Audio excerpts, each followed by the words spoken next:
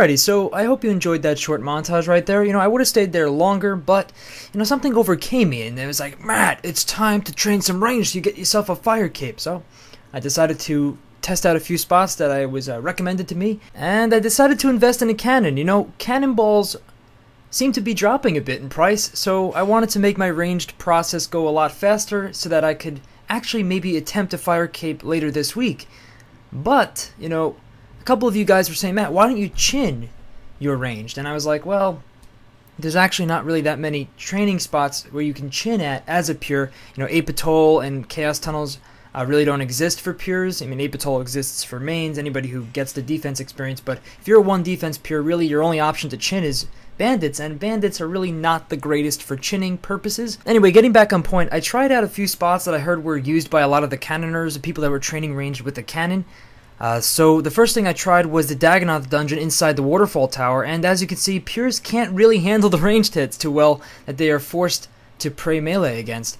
So this is really not the greatest spot in the world to train ranged with a cannon as a pure. So after that, I went over to the spot that I've come to know and love, and whether you want to call it love or hate, it's a love-hate relationship, and that is the Ogre Pit Cage, the Ogre Cages that you can gain access to by talking to King Lathis after you complete Plague City and Biohazard.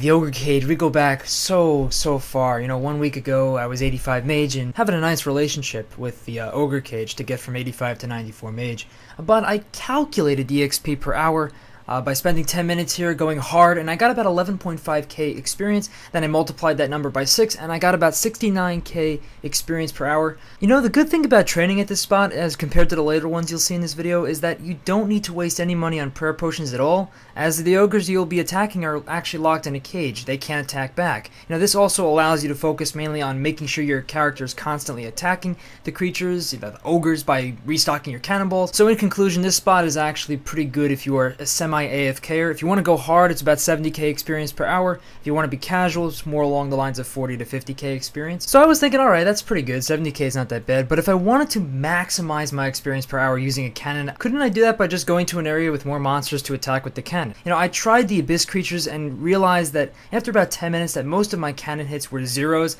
and I wasn't hitting them much better. So I left here after about 10 minutes, getting about a fifth of the experience I was getting at the Ogre spot. Yeah, in other words, the Abyss creatures completely suck. So the last spot I tried was killing deadly red spiders, because I figured that there was a lot of them in a closed space, confined space, that had low defense, but the problem I had was trying to keep them in a spot that kept running away from me, and I had to keep running towards them in short periods of time, and that took away from my total experience. And after about 10 minutes I did clock 13k experience.